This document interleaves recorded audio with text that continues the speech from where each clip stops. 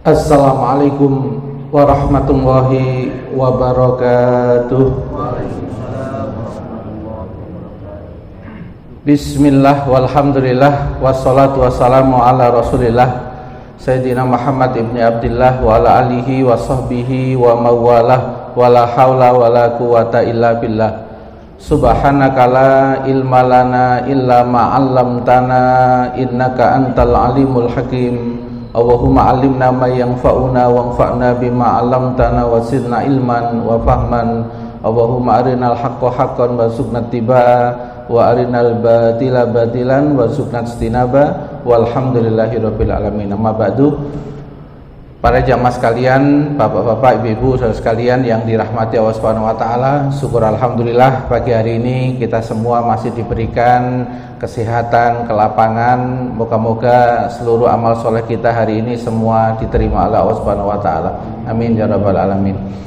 Yang kedua, para jamaah sekalian, kita melanjutkan serial metode mengelola emosi seri yang ke-6. Kita sudah sampai pada tahapan yang ketiga ya dalam mengelola emosi. Di tahapan yang pertama, kalau orang pengen emosinya sering terkendali, yang dididik terus menerus itu sumber emosinya. Harus mendidik pengennya. Kalau pengen jangan terlalu banyak. Pengen itu harus pengen yang benar, jangan melanggar syariat. Pengen itu pengen yang proporsional, diukur sih. Nek pengen keduren, kemampuan terbatas, jadinya ngenes. Kalau punya tuntutan, dilihat kapasitas yang dituntut. Kalau yang dituntut kapasitasnya ndak mampu, ya disupport, ya dibantu, jangan dituntut, dipeksa. Wong iku ana batase, ana batas limite.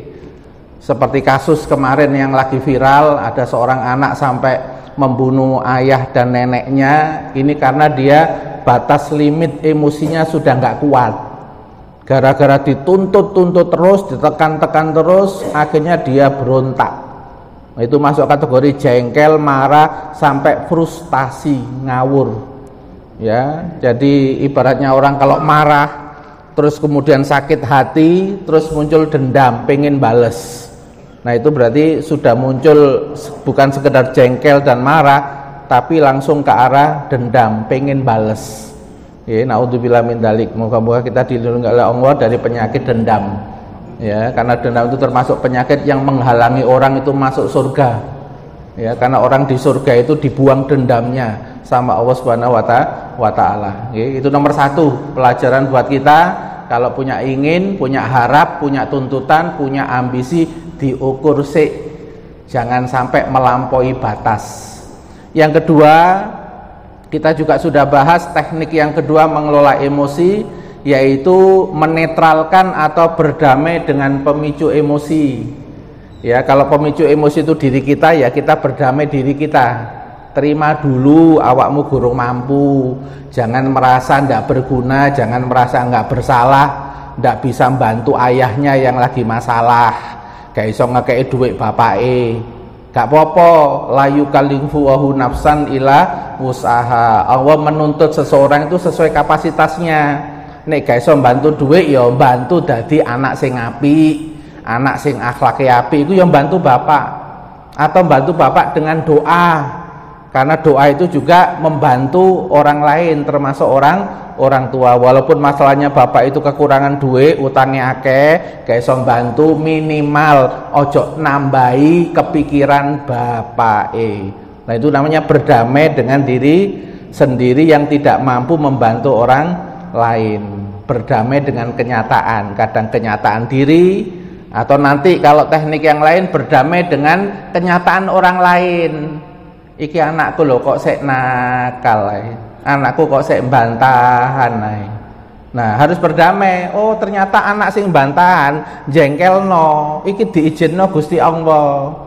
Cek apa? Kita supaya latihan sabar. Cuma ya dilatih bendino nang omah wong sering ketemu. Gitu. Nek 3 tahun ya ahli sabar, nek gelem latihan gitu. Tapi nek murang-muring terus ya ahli murang-muring. Gitu. Nah kan tergantung Pak nggih. Waja'alna ba'dakum li ba'din fitnatan, kami jadikan sebagian manusia batu ujian untuk manusia yang lain. Atas birun, maukah latihan sabar. Nah itu berarti dengan orang lain kita itu disuruh untuk berdamai, ya, beradaptasi sampai ketemu strategi. Itu namanya berdamai dengan pemicu emosi. Itu sudah kita bahas di bulan yang lalu. Nah sekarang kita akan membahas tentang teknik meredakan emosi.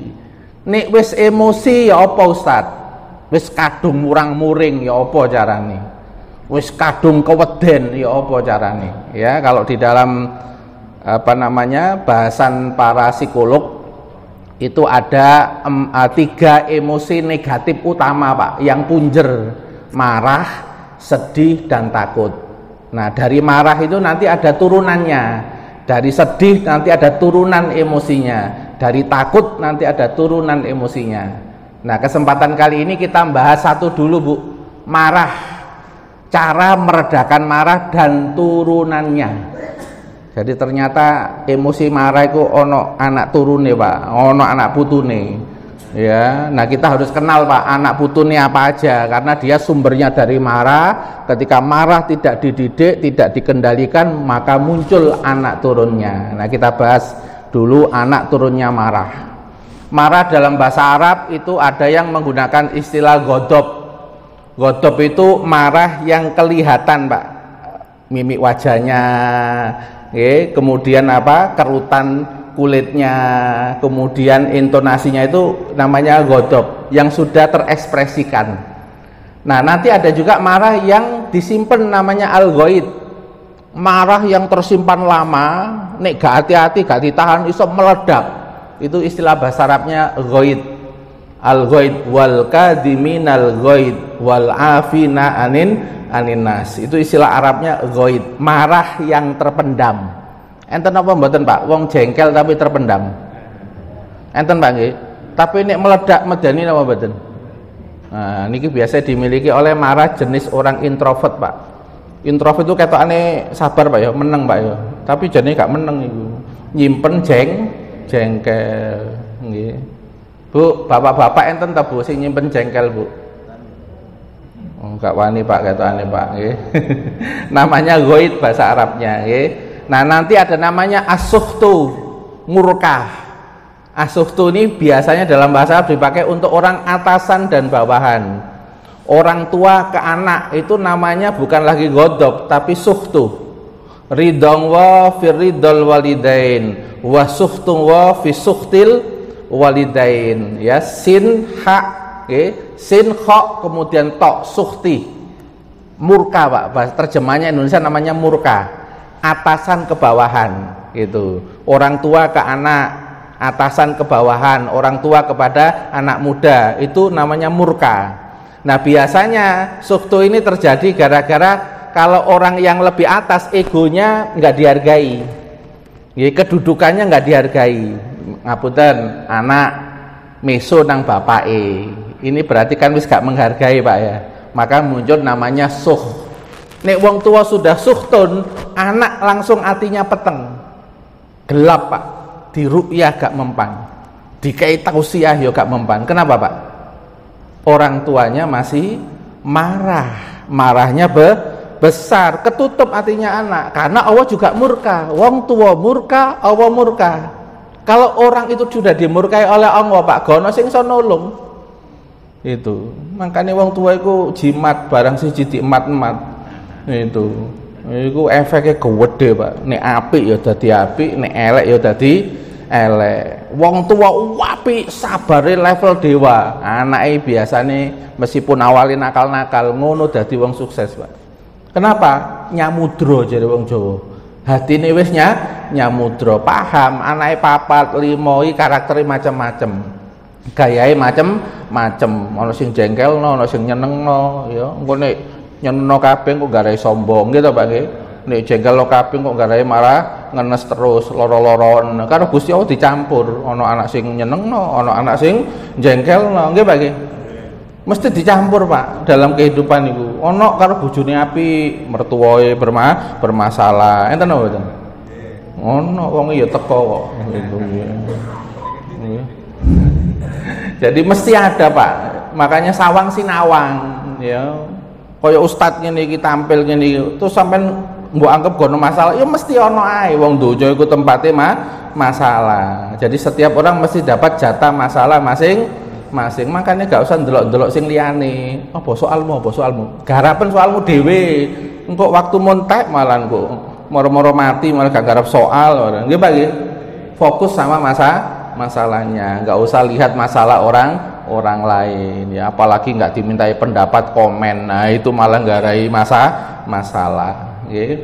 Nah itu ada murka, suftun, ini ada perbedaan, ini ada yang membuat skripsi Pak soalnya, bedanya ghadab, al-ghaid sama suh ya. Kalau ghaid itu dalam, tersimpan, tapi nek gak hati-hati iso meledak gak karu-karuan ya. Kata ghaid ini juga dipakai untuk api neraka. Api neraka itu amarahnya disebut dengan goit. Soalnya gak hati-hati ya iso gosong awakmu. Jadi goit itu kayak kekuatan potensial yang bahaya gitu loh Pak. Ini gak hati-hati itu bahaya laten goit itu. Kalau murka dari atas ke bawah. Nah dari istilah ghadab, goit dan suh itu nanti ada turunannya Pak. Hasad. Hasad itu mangkel, tapi goro-goro keinginannya itu, yang diingini itu dimiliki oleh orang lain. Contohnya Qabil sama Habil. Qabil sama Habil ini awalnya apa? Hasad. Ya, hasadnya ini dari apa? Jengkel. Gusti Allah iku ya apa sih? Nggawe putusan kok sing ayu kok malah dikekno dulurku, aku dikek sing elek iki. Wis gak tepak niki jengkel apa mboten ngaten iki, Pak? Jengkel. Di dalamnya ada iri yang menimbulkan jengkel. Ketika ini tidak dimanage sampai muncul yang namanya dendam. Itu sopo sing garai kok akhirnya aku ono saingan iki. Berarti dulurku iki sing garai ono saingan iki. Berarti dulurku iki sumber masalah, muncul dendam Pak. Dendam itu ingin membalas. Jengkel, marah, pengen bales. Balesnya berupa apa? Qabil membunuh Pak. Sampai membunuh. Itu mirip Pak dengan iblis. Iblis itu nggih dari hasad. Soalnya jengkel. Aku rek senior wisan. Dadi makhluk senior wis ahli ibadah, munggah nang langit, kenal malaikat. Kok gak didadekno khalifah nang bumi. Wis. Keputusan model apa iki? Ngono iku ya nggare-nggare malaikat-malaikat level bawah-bawah ya Pak, dijak ngrasani Pak. Makanya malaikat level bawah itu kan ayat 30 kan rodok protes, ya Allah kok menungso ate dadekno khalifah, apa nanti enggak menumpahkan darah. Ini versinya Imam Qurtubi Pak. Jadi itu malaikat yang kecil-kecil aja yang protes. Nik Mikail, Israel mboten protes Pak. Itu sing level-level atas niku pun qanaah sama Allah, wis taat beneran, enggak terpengaruh rumor-rumor, wis perintah laksanakan, siap 86 langsung ngono nih level-level atas.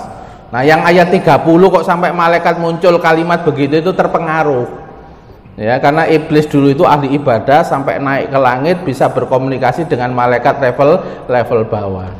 Nah ketika diperintah untuk sujud kepada Nabi Adam, apa yang terjadi? Mewangkel Pak. Iki berarti sumber masalah ini berarti sinten Pak? Menungso. Akhirnya dendam kesumatnya itu ditampakkan dalam bentuk apa? Ya Allah, saya minta umur yang panjang. Aku nek sampai goro-goro menungso mlebu neraka, awas kon yo menungso, aku akan geret sak anak turunmu sampai melu aku kabeh. Niku sumpah sinten, Pak? Sumpah iblis. Niku goro-goro hasad mari ono dendam. Lah dendamnya itu sampai sekarang, Pak. Itu sampai dalam riwayat itu sempat Nabi Musa itu kasihan, iki ya apa rek makhluk situ iblis iku sakno ngono mbiyen pernah ahli ibadah, mari ngono kok sampai dadi wong elek. Ya wis, aku tak ngomong Gusti Allah. Sampai Nabi Musa lho Pak perhatian sakno. Terus tanya sama Allah Subhanahu wa taala, gimana ya Allah caranya supaya iblis ini bisa tobat, diterima. Ya ngene ae, kongkon hormat nang kuburane Nabi Adam. Itu. Apa jawaban iblis? Wong waktu uripe aku iki gak hormat. Apa maneh waktu nggih Pak nggih. Wong dendam kan ngoten nggih. Makanya dendam itu masuk kategori tertutup akal, Pak. Jadi kan kalau setan itu menggoda manusia itu dilemahkan akalnya, mari dilemahkan dikacaukan akalnya, habis dikacaukan ditipu akalnya, paling terakhir ditutup akalnya. Nah, cara menutup akal itu diantaranya adalah ngembuskan dendam. Orang tuh kalau dendam kesumat Pak, kira-kira bisa menerima masukan? Mboten. Itu. Ada lagi nanti sifat fanatik berlebihan itu akhirnya gak iso nerima masukan. Sing diterima ya teko golongane, teko koncone ngono, nek di luar wis gak iso. Nah, itu termasuk fanatik, itu masuk kategori jalur setan menutup akal. Itu makanya kan kita ini disuruh untuk punya toleransi kepada umat Islam yang lain, pada kelompok yang lain. Ngono-ngono iku ya sik dulurmu, ngono-ngono iku ya sik ana jalur ulama yang sama-sama belajar bersama. Tapi kok persen-persen ana sing ngono, ya wis dongakno wae, Allahumma firlahu warhamhu, ampuni mereka ya Allah dan beri rahmat mereka. Jangan ikut-ikutan manas-manasi Pak. Wis panas dipanasi, ya jadi nggak karu-karuan, nggih Pak nggih. Karena kita ini bersaudara. Ini ono permusuhan gimana jadi teman lagi, kan ngoten nggih. Nah, lanjut ada lagi yang namanya frustasi. Frustasi ki marah besar karena terhalang pengennya Pak. Berarti orang itu kalau pengennya besar, punya ambisi, terus ada yang menghalangi, marah nggak Pak? Nek menghalangi tambah kuat, kira-kira berontak nggak Pak? Nah, berontaknya itu ngawur nggak Pak? Nah, itu namanya frustasi. Jadi frustasi itu jenis kesal, marah, tapi terhalang terus-terusan. Akhirnya dia berontak. Istilahnya frustasi. Kita penting Pak mengerti emosi-emosi ini supaya apa? Nanti ngobatinya itu tahu. Ini jenis level kesal yang ringan, kesal pertengahan, marah yang tinggi. Itu nanti ada levelnya. Itu nek sudah marahnya tinggi Pak, itu nggak bisa langsung jelek selesai, itu nggak bisa. Kecuali kalau Allah yang berperan. Biasanya kalau orang itu murang-muringan Pak, nek Allah berperan, itu langsung dikai penyakit sing langsung membuat dia lemes. Akhirnya gak kuat murang-muring. Dikai apa? Stroke. Iku langsung Pak. Iku teko sapa Gusti Allah. Iku nek Gusti Allah pun ikut berperan. Kesuwen iki pakai teknik ini gak iso, teknik ini gak iso. Wis tak kei musibah. Mari ngono Dek. Ini ada soalnya Pak, kenalan Pak, ya. Kemudian tapi ketika di rumah sakit itu kebetulan dokternya itu terapinya itu pakai terapi Quran. Jadi pasiennya itu diajak tentang Al-Quran begini, akhlak pokoknya, membuat akhirnya apa? Cepat sembuh Pak dari stroke-nya. Karena yang diinstal itu hal-hal yang melapangkan. Gitu. Sampai beliau itu introspeksi, iya yo. Aku murang-muring nang istri, murang-muring nang anak, aku kerja terus nang jobo tapi gak ngerti ruwete nyonya ngurusi anak-anak yo ngomong curhat yo aku gak ngrungokno. Ngono sadar Pak, akhirnya muncul ke lapangan sampai njaluk sepuro. Orang kalau sudah menjaluk sepuro Pak, berarti kan melepas marah Pak, melepas jengkel. Nah, orang itu kalau afun itu dari kata sama afiyah, ain fa alif. Nah, alif itu bisa diganti ya bisa diganti wawu. Afun memaafkan, afiyah orang itu kalau suka melepas yang nggak enak sehat. Itu karena orang itu kalau emosian Pak, pertama kesehatannya menurun, kedua tambah oon, ya suwe-suwe tambah oon. Sing cerdas gak pati cerdas, sing kreatif karo inisiatif rodok mudun kreatif, goro-goro emosian. Wong itu ada jurnalnya kok Pak, dalam dunia sains itu. Orang itu kalau emosi pengaruhnya itu disarap sama hormon. Nah, saraf sama hormon itu bisa ke organ. Itu. Nah, ada organ-organ tertentu kalau marah bisa ke jantung. Itu, jantungnya disuruh kerja keras. Nggih Pak nggih. Orang itu kalau marah kan detak jantungnya kan dipaksa cepat. Itu nek detak cepat, aliran darah cepat, ketambahan makanan yang berkolesterol, iso gagal jantung, iso stroke. Loh, bayangkan. Masya Allah, naudzubillah min dzalik gitu. Makanya Gusti Allah itu kan ngasih sinyal Pak. Emosi, sering emosi akhirnya sering pening, sering pusing. Iku maksudnya apa? Ya emosinya turun belajar mengendalikan emosi supaya nggak meningkat sakit yang lebih besar. Wong emosian akhirnya sering salah paham, salah persepsi, nek mengambil keputusan itu salah. Kan gara-gara emosi Pak, pikirannya nggak jernih. Ilmu-ilmunya itu loh Pak, nggak bisa dipanggil Pak semuanya. Gara-gara apa? Kesumbet Kayak jam nih kalau Pak, jam kan enten putaran begini, putaran begini, putaran begini kan jam lama nggih. Iku padahal putaran ini kesumbet gak iso gerak. Nah, yang nyumbet itu namanya emosi negatif.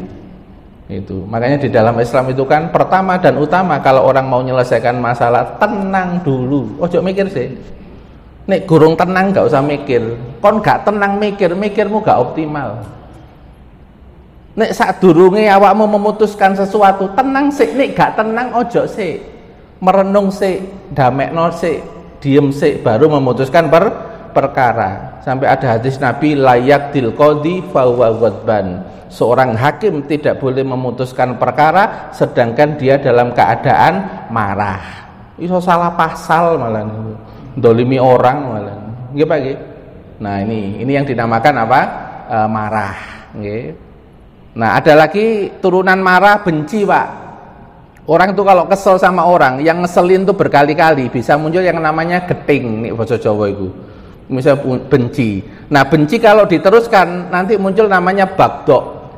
Ya, permusuhan. Jadi benci yang sampai arahnya permusuhan namanya bagdok.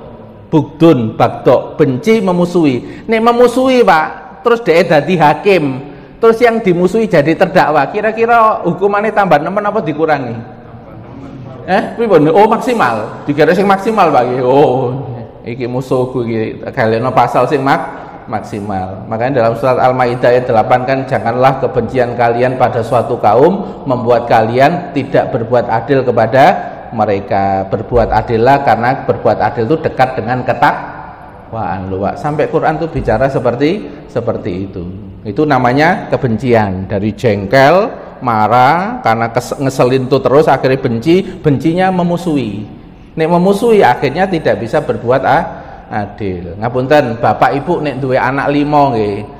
3 jengkelno, 2 nyenengno. Kira-kira rata-rata nek berbuat enak lebih banyak yang menyenangkan apa yang jengkelin? Pripun Pak? Yang menyenangkan Pak ya. Nah, itu nanti kalau jenengan lupa diri, yang menyenangkan saja yang diapiin, yang jengkelin jenengan tidak berusaha adil bersikap, tambah nemen baik. Itu. Kenapa? Dia sudah jengkel, dia mendapatkan perlakuan tidak adil. Wong jengkel itu kan cara mikir wis gak ngena to, Pak. Wong jengkel terus itu. Nah, wis melihat perlakuan tidak adil, kira-kira yang jengkelin bisa tambah rusak enggak perilakunya? Tambah. Opo bapak gak adil, gak tepak. Ngosok ikut tok, padha anake kok dibeda-bedakno. Enten enggak pikiran anak model begitu, Pak? Ini akhirnya mempengaruhi dia.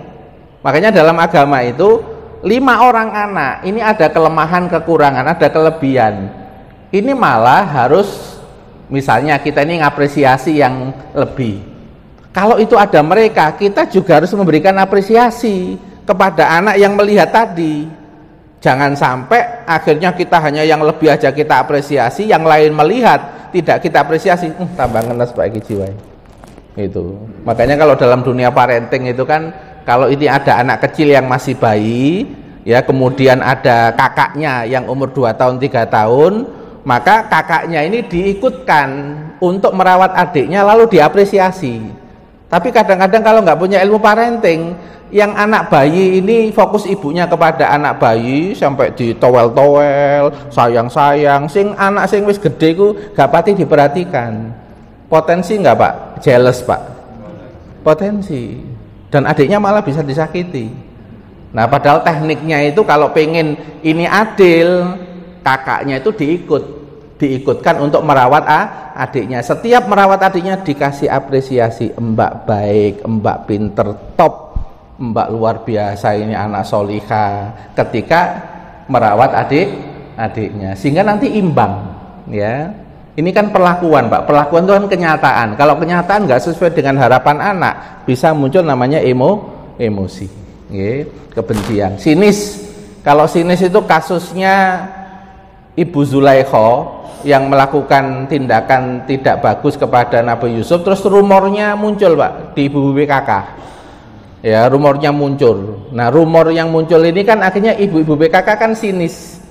Ya, sinis dengan mengungkapkan kalimat-kalimat yang menunjukkan kesinisan. Alah, wong juragan kok sampai kecantol karo apa iku pelayane. Oh, gak level, gak kelas. Niku sinis napa mboten, Mbak? Lah ngono niku dibales karo Bu Zulaikha, malah diundang pertemuan ibu BPKK nggih ta, Pak nggih. Nah, tapi Nabi Yusuf jalan, ayo kon sinis karo aku.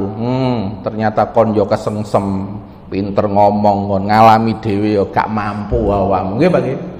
Lah niku emosi kesel, jengkel, wong gak ngerti masalah kok ngono. Ayo langsung ngadapi nggih, Pak nggih. Itu namanya sinis. Cemburu itu ada keselnya nggak, Pak?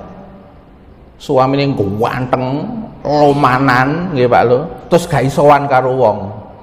Nggih, ini kalau didekati sama perempuan yang lain, istrinya cemburu apa enggak, Pak? Hilang, iki malah gak ketransfer itu.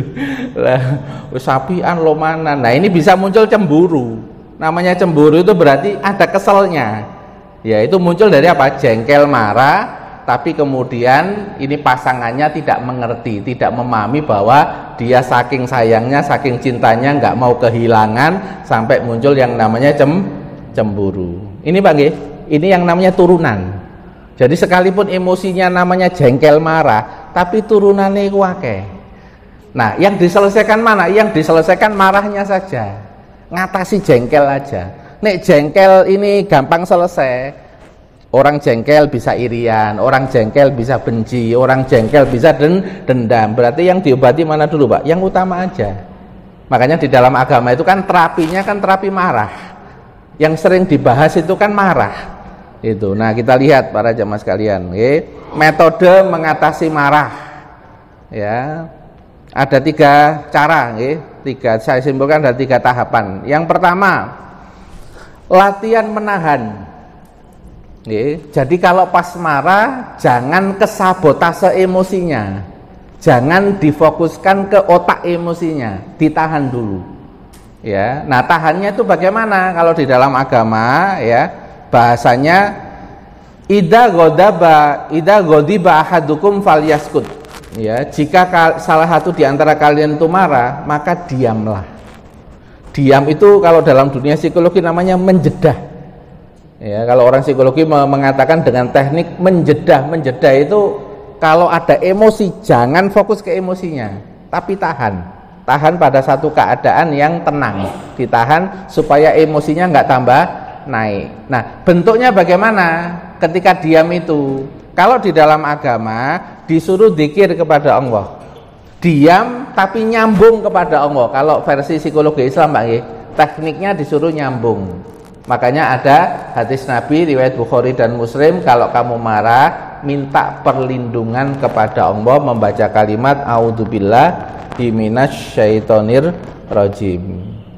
Untuk minta tolong kepada Allah supaya emosi yang sudah ada ini enggak ketambahan setan, enggak ketambahan yuwaswisu fi sudurinas. Karena di dalam hadis riwayat Imam Ahmad itu digambarkan kasusnya sahabat Abu Bakar sama Rasulullah. Ketika sahabat Abu Bakar dibuat marah sama Arab Badui, ketika beliau sabar, malaikat yang datang menahan, nggak terpancing marahnya, malaikat yang datang. Ketika sahabat Abu Bakar tidak mampu lagi menahan, muncul emosinya, malaikatnya pergi, setannya datang. Ini kan gaib, Pak, tidak kelihatan, tapi disebutkan dalam hadis bahwa kalau marah itu pasukan setannya datang. Untuk menambah marahnya jadi dendam, marahnya jadi frustasi, marahnya jadi ngerusak, baik ngerusak diri ataupun ngerusak orang lain. Nah, maka disuruh apa? Langsung sadar. Ya, a'udzubillahi minasyaitonir rajim. Atau di dalam riwayat Ibnu Sunni ada tambahan, ya, doa Allahumma firli dambi. Disuruh istighfar. Ya, karena istighfar itu nadanya menurun. Ya, nadanya menurun, Pak, menurunkan rasa ke dalam, ke bawah. Kalau emosi kan ke atas, Pak. Ya, Allahumma firli dambi wadhab ghaidha qalbi. Ya Allah, hilangkan, minta tolong kepada Allah supaya ghaid, marah yang di dalam jiwa ini hilang.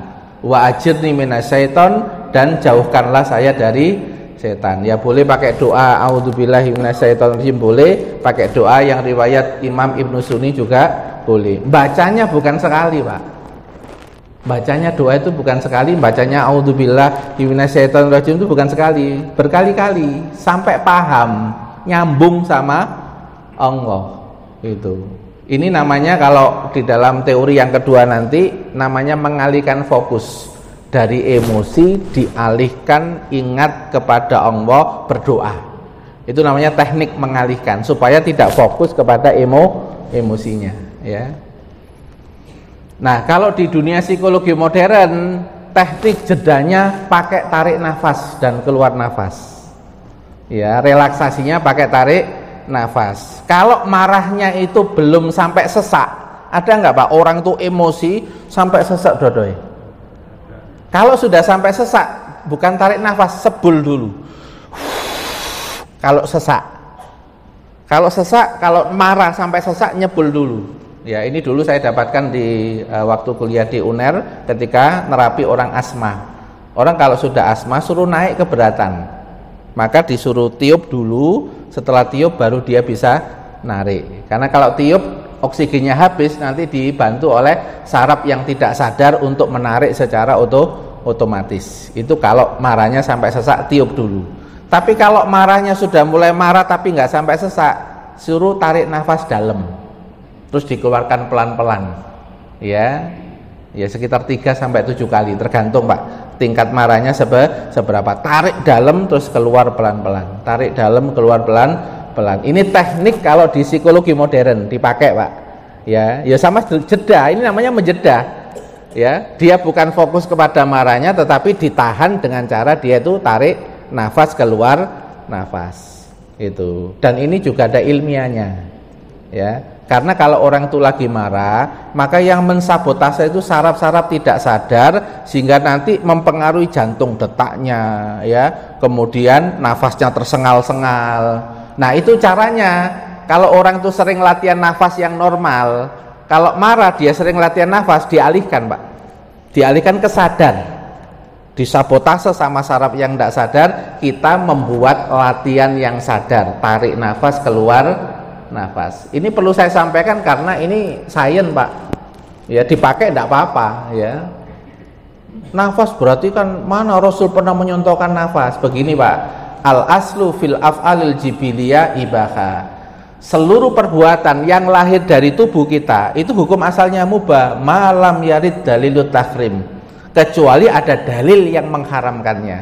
Misalnya melihat apa saja boleh, kecuali yang diharamkan. Tarik nafas, keluar nafas ini kan alami Pak dari kita. Ya, selama tidak menggunakan mantra-mantra, tidak menggunakan gerak-gerak yang itu ada kaitannya dengan agama tertentu, tarik nafas, keluar nafas ya tidak ada masalah. Wong nggak pakai mantra-mantra tertentu, cuma tarik nafas, keluar nafas. Ini jangan ngomong bid'ah loh Pak. Rasul tidak pernah melakukan berarti bid'ah. Nah, ini berarti salah paham. Ya, kalau semua yang nggak pernah dilakukan Rasul itu bid'ah, ya termasuk nggawe ceramah nggak ingin ini ya bid'ah berdua. Itu harus paham Pak G. Ya, jadi tetap ini saya sampaikan yang versi psikologi modern karena nggak ada pertentangannya dengan syariat. Salah satu teknik untuk apa? Menjeda supaya emosinya nggak tambah parah. Tahapan kedua, ada nggak Pak orang itu marah ketemu orang terus sampai gak kuat? Ada Pak ya? Lah itu tekniknya harus pakai kedua. Nek wis gak kuat, misalnya ada mertua ditanya sama tangga, ya apa awakmu wis ketemu mantumu ta? Gak kuat aku, wong sapi situk wis entek gurung bayar areke yo. Mbok mantu situk iku. Aku sih gak kuat. Tak sepuro ya tak sepuro, tapi gak kuat ndelok wajahe apa ngono. Iku berarti kan saya gurung kuat Pak. Ketemu langsung tombol iku kepencet Pak. Oh, langsung emosi. Lah yang model begitu itu harus dialihkan dulu. Ya, dialihkan dulu. Kenapa? Karena kalau sudah tombol kepencet langsung dia emosi nggak terkendali, itu berarti level jiwanya masih level bawah, belum latihan. Nah, untuk yang seperti ini namanya secara kejiwaan belum kuat, harus menghindar dulu. Bukan memutus silaturahim loh Pak Ngi. Ini namanya menghindar sementara untuk mengumpulkan kekuatan. Termasuk nanti mengumpulkan kekuatan adalah dengan mengumpulkan pemahaman-pemahaman, menyadarkan dirinya sampai dia nanti bisa legowo dan lapang hingga bisa bertemu. Nah, teknik mengalihkan ini isyaratnya di dalam hadis Nabi, kalau kamu dalam keadaan berdiri marah, disuruh duduk, beralih posisi. Ya, marah, beralih posisi kan berarti kan terdistrak Pak. Mari berdiri, namanya ini mengalihkan fokus. Nek duduk gak kuat, berbaring. Sampean mau berbaring iso ta Pak, murang-muring Pak. Ya diguyu karo anak sampean, murang-muring karo turu nggih. Ya Pak nggih. Ini merupakan cara Islam untuk mengajari ya. Ini berarti kan menyengaja Pak untuk mengalihkan fokus. Itu, mengalihkan fokus supaya tidak terpancing marah. Nah, ini teknik yang namanya dari duduk, dari berdiri, duduk kemudian berbaring. Menurut sains yang jurnal yang saya baca, kenapa kok perpindahan posisi orang kalau emosi itu langsung ada nggak Bu? Orang emosi malah tandang gawe nang dapur malah resik kabeh dapur. Ada nggak Bu? Ada nggih? Nah, itu termasuk teknik mengalihkan itu. Itu teknik mengalihkan. Tapi aja sampai teknik mengalihkan kuliner loh Pak ya. Muara terus mangane tambah wake. Nggih, aja sering-sering sakno bojone ngentekno dhuwit. Nggih. Nah, itu namanya juga mengalihkan. Tapi ya mengalihkannya itu tidak boleh terus-terusan Pak, ya. Apalagi emosi marah, mengalihkannya itu dengan cara yang salah. Ada nggak Pak kasus perempuan cemburu ke suaminya nggak paham-paham, ternyata yang istrinya malah main di luar supaya cemburu suaminya? Ada nggak model begitu? Ada. Itu namanya displacement kalau dalam bahasa psikologi. Jadi dia mengalihkan sesuatu pada tempat yang lain. Padha karo anak ya, dilarani main nang jero omah, dek nglarani koncone nang desa, nang kanca-kancane dibully. Soalnya apa, dek dibully nang omah, namanya itu displacement. Itu penyimpangan memang. Itu. Tapi gara-gara dia tidak bisa mengelola jiwanya. Ya, itu yang salah Pak, yang pengalian yang salah. Yang kita bahas ini pengalian yang proporsional dan yang benar menurut syariat. Namanya teknik pengalian. Tahapan ketiga, ya, kalau sudah tenang, ya. Jadi kalau tadi kan menahan sampai tenang, mengalihkan sampai tenang. Nah, kalau 1, 2 sudah dilakukan, tahapan ketiga Pak, harus ada tahapan perenungan. Memahami mudorot dan bahaya marah itu harus disediakan waktu Pak. Banyak nggak orang itu muncul emosi negatif tapi tidak paham bahwa emosi itu merusak jiwanya, merusak badannya? Banyak nggak Pak yang muncul? Banyak, karena nomor 3 ini nggak pernah dilakukan Pak. Padahal nomor 3 ini tafakur, merenungi bahwa sikap marah itu berbahaya pada kesehatan fisik. Sifat marah itu berbahaya bagi otak, ya. Otak ini iso tambah oon Pak, sing kreatif gak iso kreatif, sing cerdas malah oon, ya. Karena teorinya itu Pak, ya, di dalam ada otak emosi, ada otak berpikir. Nah, kalau otak emosi ini dominan, otak berpikir nggak kebagian nutrisi, nggak kebagian oksigen, dan itu akhirnya lama kelamaan ya tambah oon Pak. Tambah gak pinter, tambah gak kreatif, gara-gara apa? Tersabotase sama emosi. Nah, itu harus tahu mudorot dan bahaya. Nah, kalau bahasa agama kan la taktub walakal jannah, jangan marah-marah bagimu surga. Ini kan namanya dikasih faedah kan. Awakmu nek gak marah-marah, potensi masuk surga itu tinggi. Orang itu kalau nggak emosian, pas kundangan, ono musuhe tapi sudah memaafkan, tetap teko napa balik? Tetap teko toh Pak Ki? Berarti tetap menghadiri undangan. Karena apa? Sudah memaafkan. Tapi ini ono musuhe tapi belum berhasil memaafkan. Kira-kira balik apa tetap melbu? Membalik, kasih tetap ke undangan. Nggih, salat jamaah. Ternyata sebelah musuhe ya Pak. Iso khusuk napa mboten? Lho, gara-gara emosi lho Pak, gak iso khusuk salat. Betul? Jadi banyak mudorotnya, baik untuk ibadah, baik untuk sosial. Nah, tapi kalau orang itu betul-betul punya komitmen setelah paham manfaatnya, setelah paham mudorotnya, lalu berazam, faida azamta fatawakal Allah. Ya Allah, saksikanlah bahwa mulai hari ini saya akan bersabar dan latihan sabar. Ini kira-kira didengar nggak Pak? Komitmen ini sama Allah Subhanahu wa taala. Didengar. Ya, bismillah tawakaltu, saya bertawakal kepadamu ya Allah, pengen latihan sabar. Saya tanya Pak, orang kalau sudah punya komitmen sabar, lalu melatih bertahap sabar, suatu saat bisa sabar nggak? Bisa. Dalam hadis riwayat Bukhari dikatakan, berlatihlah sabar, maka Allah suatu saat membuat kamu sabar. Berarti karakter itu harus ada habit, harus ada program. Kalau nggak ada program, akhirnya ya nggak akan menuju ke sana. Contoh misalnya, biasanya kalau marah itu 10 menit. Kalau punya program, tak kurangi rek, marah kojo 10 menit. Paling nggak seminggu menit 8 menit lah, tak jamin. Gitu. Bertahap mengurangi. Ada yang mengurangi verbal. Verbal itu mengurangi kata-kata Pak, yang terlalu banyak. Ada yang mengurangi intonasi. Ngapunten Bu, jenengan nih kalau membangunkan anak sholat subuh itu pakai nada tinggi apa nada rendah? Ibu-ibu, nada tinggi apa nada rendah? Nah, itu nanti jenengan nih, tiap subuh pakai nada tinggi sama dengan jenengan melatih menjadi pemarah. Itu. Adik, jam piro iki? Gak tangi-tangi. Itu. Emak akeh tandangane iki, akeh penggaweane iki. Cepet. Kira-kira kalau pola ini dipakai Pak, kira-kira anaknya tambah gelem tangi apa tambah melungker Pak? Itu beda dengan kalau tekniknya itu dipegang ya, dipegang capek dipijeti itu. Cari mak-mak kasih to masak Ustaz nih carane ngono gitu. Aku wis batin mesti jawabane ngono, mak-mak gak serantan itu. Suwen itu. Apa maneh bapaknya gak gelem bantu tambah jengkel misan aku ini. Ya.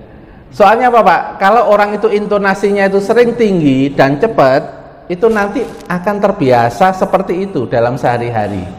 Padahal sehari-hari itu ada anak-anak tertentu yang lembut jiwanya, yang dengan intonasi aja sudah sensitif. Ada nggak Pak? Intonasi itu sensitif deh, dia melungker. Apalagi dengan instruksi yang cepat. Ada nggak Pak? Anak yang akhirnya nggak nyaman dengan itu. Loh ada. Okay. Ini maksudnya apa? Kalau jenengan nanti mengurangi mulai dari kuantitasnya, termasuk mengurangi intensitasnya, itu namanya berarti sudah latihan sabar. Nah kalau nanti terjatuh lagi, ngomong saja sama Allah, ya Allah saya salah, jatuh lagi ya Allah, tolong ya Allah supaya saya nanti berhasil. Jatuh beberapa kali itu enggak apa-apa, tapi pokoknya sudah punya niat. Orang itu kalau punya niat, enggak di cancel, meskipun jatuh berapa kali, suatu saat masih dapat sabar apa enggak Pak? Sama dengan orang belajar sepedaan loh Pak. Orang belajar sepedaan itu langsung bisa sepedaan atau pernah jatuh? Kalau sudah jatuh kemudian dia putus asa, akhirnya jadi bisa sepedaan apa enggak? Enggak. Makanya dalam bahasa Al-Quran, orang kalau sudah punya komitmen untuk jadi orang baik, termasuk orang sabar, kalau jatuh beberapa kali enggak usah ngenes, biasa itu alami dalam proses perubahan. Ketika jatuh, jujur ngaku nang Gusti Allah, enggak usah jaim, ngomong aja. Setelah itu yang kedua, minta tolong lagi kepada Allah, bantu saya ya Allah sampai saya menjadi orang yang sabar beneran. Bilang begitu terus. Kalau jenengan melakukan proses itu, jenengan dicintai sama Allah. Innallaha yuhibbut tawwabina wa yuhibbul mutatahhirin. Allah itu suka sama hambanya yang sering jatuh tapi tangi. Ono arek sepedahan tiba mari nangis, saya gak tangi-tangi terus gak sepedahan meneh. Ngono kira-kira sampean ya apa? Kapan isoe arek iki? Antara sepedahan karo nangis yakin nangis gitu. Iku jenenge salah terus baperan kesuwen gak produktif jenengan. Wong Gusti Allah enggak mikirnya enggak begitu. Kon salah saelek-elekmu, kon ngaku salah terus produktif tak ampuni. Kan begitu nggih? Wa man taba wa aslaha. Kan begitu ayatnya. Kon ngaku tobat lalu perbaikan. Ojo ngaku tobat mari ngono jadinya ngenes, ngedon, terus sengedan nang jero omah. Iku jenenge gak wa aslaha, iku jenenge baperan. Ya. Lah padahal ayatnya itu tidak tabah terus baperan. Ayatnya itu tabah wa aslaha. Orang itu kalau udah tobat, yang sudah dihapus sama Allah nggak diingat-ingat lagi. Dia langsung fokus ke masa depan, melakukan yang produktif. Itu. Seperti saya misalnya gini, ceramah, apa ndak bisa punya potensi salah? Salah bisa Pak, salah ngomong, salah sikap masih bisa gitu. Tapi aku nek baperan kalau salah ngomong, kalau salah sikapku, terus akhirnya gak ceramah, kan sakno. Yang membutuhkan ilmu. Pokoknya aku salah ngaku gak ada jaim ngene Gusti Allah mari tak apiki meneh ngono ae. Itu. Karena kita bisanya seperti itu. Kita bukan nabi, Pak, kita bukan rasul. Pokoknya ini salah nang cepet-cepet bangkit, ojo kesuwen. Engko nek kesuwen malah dikancani karo setan tambah suwe malah gitu. Iki biasanya tipe-tipe introvert Pak, rodok sedih, meneng maru nang pojok nang kamar gak metu-metu, akhirnya gak produktif. Orang kalau tobat itu produktif karena yuhibbut tawwabina wa yuhibbul mutatahhirin. Mutatahhirin apa? Resik-resik meneh. Bersih-bersih lagi, oh kotor tak bersihkan. Oh kotor tak bersihkan. Ya, kalau versinya Imam Al-Ghazali, orang mukmin itu seperti orang yang punya rumah. Saya tanya, rumah itu tiap hari mesti kotor nggak? Kotor. Ada bedanya nggak orang itu yang bersih-bersih sehari-hari sama bersih sebulan sekali? Ada nggak? Lah, yang bersih-bersih setiap hari itu yang nanti kelihatan rumahnya sering bersih. Karena nek salah gak suwe-suwe ngakune. Nek salah gampang ngaku salah, salah gampang ngaku salah. Coba ngapunten nggih, orang tua kalau bisa ngaku salah kepada anak, kira-kira anaknya nanti suatu saat kalau salah bisa ngaku salah nggak? Bisa. Makanya ngapunten nggih, ini ono anak-anak kita Pak, susah ngaku salah. Yang introspeksi orang tuanya. Mungkin jarang ngasih contoh orang tua ngaku kesalahan, padahal bisa salah nggak seorang orang tua itu dalam keseharian? Bisa Pak. Itu. Saya sendiri juga pernah ngaku salah kepada anak saya. Itu. Nah dengan begitu anaknya nanti akan melihat, merasakan itu. Oh ternyata nggak usah ego-egoan ya. Nek salah ya salah, nggak apa-apa, dan itu tidak menurunkan derajat. Orang yang ngaku salah itu malah diangkat derajatnya sama Allah, yaitu dicintai sama Allah. Ini tahapan ketiga Pak, sampai muncul komitmen untuk menjadi orang sabar. Dengan apa? Melakukan tafakur bahwa marah itu berbahaya, kerusakannya banyak, sabar itu manfaatnya besar. Ini terapi yang ketiga. Yang terakhir keempat, ya. Nah keempat ini yang agak lebih sulit Pak. Nah, makanya saya taruh nomor 4. Terapi nomor 4 ini. Nomor 4 ini butuh ilmu yang lebih banyak Pak. Kita kalau pengen sabar dengan anak 5, kita harus menguasai ilmu parenting dan ilmu karakter anak, tumbuh kembang anak.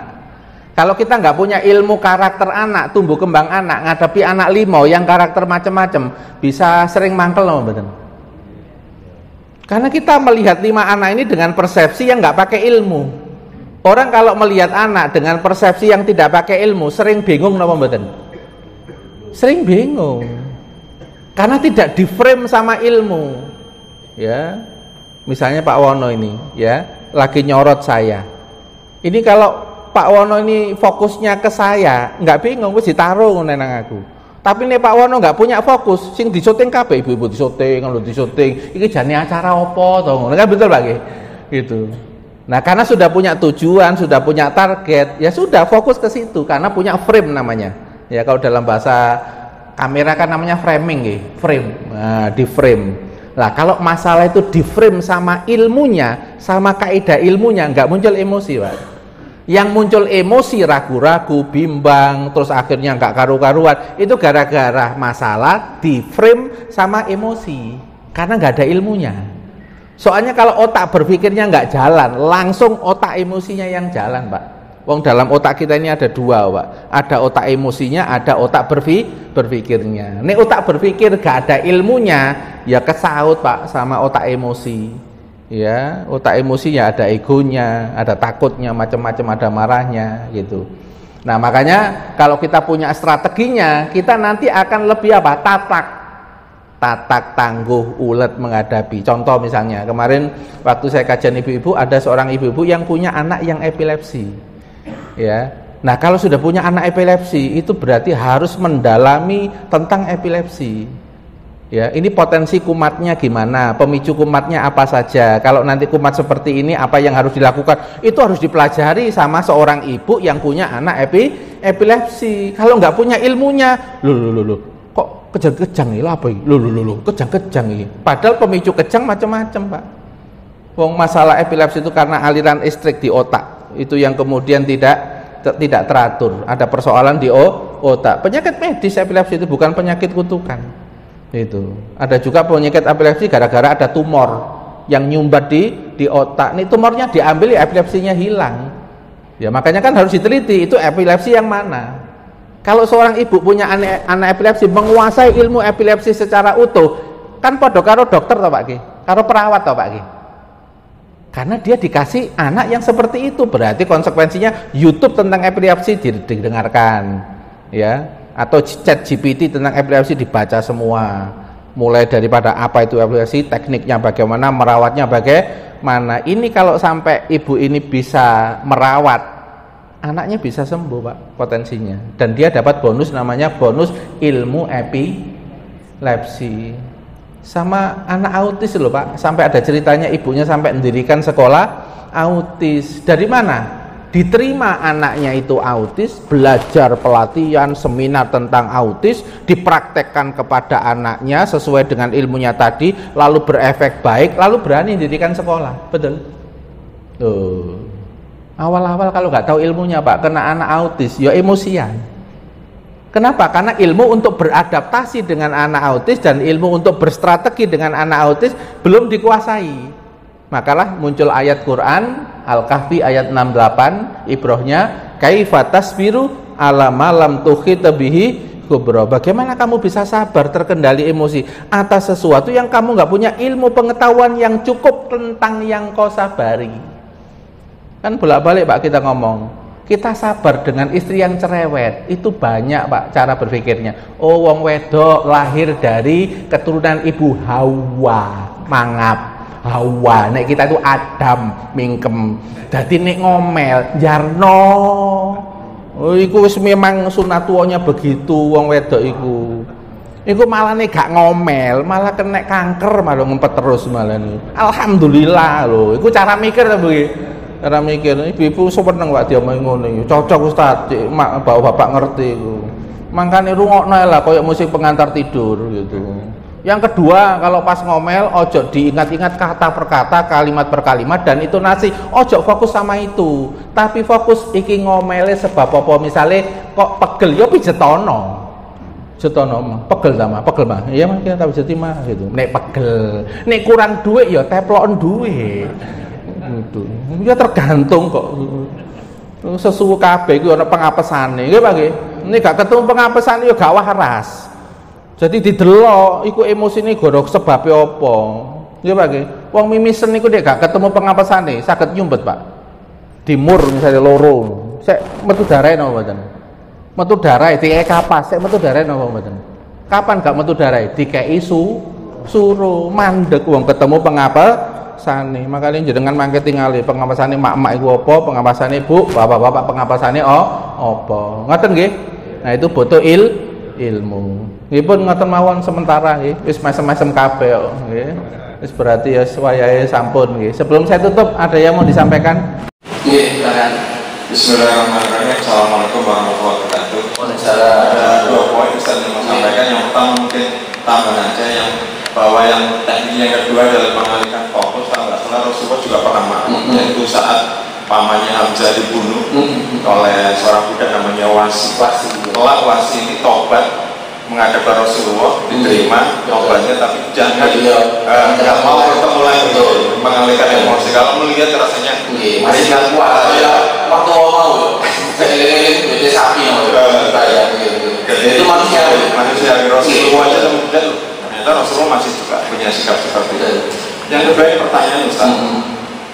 Saya ini kan tadi kita belajar bagaimana kita meredakan emosi. Kita ini melihat sumber masalah. Nah, sekarang bagaimana kita jadi sumber masalah dalam arti kita ini memicu marah orang lain dan kita bagaimana untuk mengurangi itu. Maksud saya seperti ini. Adam yang sudah dicontohkan sama Ustaz tadi. Adam ini kan nggak salah, dia diciptakan Allah, tapi bikin marah iblis, dia kan sudah nggak masalah. Kita kadang-kadang kan ya nggak apa-apa sudah benar bahkan, tapi itu menimbulkan marah yang lain. Ini bagaimana caranya supaya kita tidak menjadi sumber masalah? Artinya bagaimana mengurangi orang lain menjadi pemicu marahnya orang lain. Itu Ustaz. Terima kasih. Assalamualaikum warahmatullahi wabarakatuh. Waalaikumsalam warahmatullahi wabarakatuh. Langsung nggih. Ini pertanyaannya bagus sekali Pak. Kalau pertanyaannya gimana supaya kita itu tidak menjadi sumber kemarahan orang lain. Soalnya kadang-kadang kene iki gak kroso, nggarakno murang-muring bojo. Soalnya apa? Kene iki kadang-kadang meneng versi kita, menengnya kita itu kita nggak mau konflik. ya. Tapi versi bojo sing ekstrovert, komeno ya, komeno, aku gak gedebok ya. Itu betul ya. Nah, ini namanya kita harus beradaptasi. Bahwa pilihan sikap kita yang introvert itu nggak selalu benar dengan diam itu, karena kita berhadapan dengan manusia yang nggak introvert semua. Maka akhirnya orang introvert itu harus naik menjadi ambivert. Ya, dalam dunia psikologi itu ada introvert, ambivert itu pertengahan. Pertengahan itu bisa ekspresif tapi bisa diam. Nah, Rasulullah itu mengajarkan begitu. Kapan waktunya kita diam, kapan waktunya kita ekspresif. Nah, kita melihat partner kita. Ya, saya ini introvert. Ya, istri saya ini ekstrovert, teko Madura, Pak. Ekstrovert teko Madura, tapi lumayan, saya psikologi bidangnya rada lumayan gitu. Nah, saya introvert. Nah, apalagi tipenya koleris. Ya, tipenya koleris, sudah introvert, tipenya koleris, berarti mau menyampaikan sesuatu versinya lalu minta dikomenin. Nah, kita kalau mau ngomenin itu takut komennya salah, nanti jadinya konflik. Akhirnya diem. Itu. Nah, ternyata diem ini malah menambah sana emosi. Akhirnya apa? Akhirnya yang saya lakukan adalah apa? Tanya. Itu, berkomunikasi balik. Namanya komunikasi yang asertif namanya. Itu evaluasi ke saya. Akhirnya saya harus latihan asertif. Setiap ada orang tuh menyampaikan sesuatu dengan ekspresinya apapun, yang ekspresinya agak naik tinggi, nah saya harus belajar adaptasi. Ya, ojo sawanan terus ngono modele maksudnya, Pak. Ojo sawanan terus ya. Mosok pernikahan 20 tahun kok kaget terus karo yang ekspresif, karena masa lalunya ternyata yang introvert ini jarang komunikasi. Nah, ini harus naik untuk menyeimbangkan. Ya, jadi introvert itu harus naik dikit, yang ekstrovert agak turun dikit. Kapan ekstrovert ini bisa turun? Kalau yang introvert ngomongnya, nek ngomongi rodok merepet kayak ngono iku gak enaknya. Aku gak iso metu mikirku. Iso langsung bruder kayak, oh iya ya Mas. Sepurone ya Mas, iku bawaan turunan ya Mas. Misalnya itu. Nah, ini kan berarti kan komunikasi yang baik, baik. Kalau kemarin salah karena nggak tahu ilmunya, kita nggak dosa. Gitu, karena rufi al-kolam, karena kita nggak tahu ilmunya, tapi kita dikasih sinyal sama Allah, kalau sikapmu salah, responmu salah, mesti yang di depanmu itu nggak nyaman. Nah, berarti itu menjadikan kita harus introspeksi, baik itu pasangan maupun anak. Apa ya yang perlu di-upgrade pada diri saya? Akhirnya saya juga mengupgrade, Pak. Itu akhirnya saya itu bisa guyon, saya bisa ekspresif. Dari mana ya? Ketularan bojo. Itu padahal biyen tuh saya masuk kategori yang pendiam, sampai disebut penuh kelembutan waktu SMA, meneng ngono. Tapi ketularan ekspresif ono faedai. Nah, ekspresif rodok mudun. Ya, rodok mudun. Berarti nek terlalu ekspresif kan nggak bagus untuk anak-anak, Pak ya. Anaknya jadi takut. Ini akhirnya mudun ekspresifnya. Untuk pasangan juga enak, untuk anak-anak juga enak. Jadi ketemunya yang bertolak belakang antara bumi dan langit, bumi ini dikongkon munggah, langitnya dikongkon mudun, sampai terjadi sinkronisasi. Nah, masalahnya banyak yang nggak tahan dalam proses sinkronisasi sampai cerai. Ada loh, Pak, yang nggak tahan begitu karena nggak ketemu ilmunya dan nggak telaten. Contoh misalnya ya, ini yang laki-lakinya ini dulu miskin, terus kerja keras sampai kaya. Akhirnya nek ngatur duit itu rodok ketat tuh, Pak. Antara hemat sama pelit itu beda tipis. Ya, itu. Karena dia punya masa lalu yang tadi itu, ya dendam sama kemiskinan. Itu. Nah, yang istrinya ini dulu masa lalunya banyak tidak plesir kemana-mana, banyak ditahan-tahan sama ibunya. Nah, dia punya cita-cita nanti aku nek gelek bojo sing soge, cek iso nandi nikah nih ketemu yang ini gitu. Nah, sekarang saya tanya, Pak, yang satu rodok pelit, sing situ pengen ngelencer. Kira-kira terjadi pertentangan apa mboten? Pertentangan, ngelencer bodo duwe. Tapi yang ini agak pelit, agak susah ngatur keuangan, tidak melihat kebutuhan jiwa dari pasangan. Nah, ini kalau tidak terjadi komunikasi yang asertif, komunikasi yang dua arah, satu dengan yang lainnya, yang terjadi apa, Pak? Cerai, Pak, akhirnya, Pak. Kasusnya cerai akhirnya. Karena tidak bisa terjadi apa? Komunikasi. Banyak yang tidak bisa komunikasi, banyak yang tidak telaten untuk menjalani komunikasi. Akhirnya pecah. Jadi butuh keuletan, kesabaran untuk membangun komunikasi sampai mengetahui apa yang perlu dievaluasi, apa yang perlu di-upgrade. Gitu nih jawaban saya. Saya kira itu. Sementara kita tutup dengan istighfar dan menutup majelis. Astaghfirullahaladzim, astaghfirullahaladzim, astaghfirullahaladzim. Subhanakallahumma bihamdik, asyhadu an la ilaha illa anta, astaghfiruka wa atubu ilaik. Assalamualaikum warahmatullahi wabarakatuh.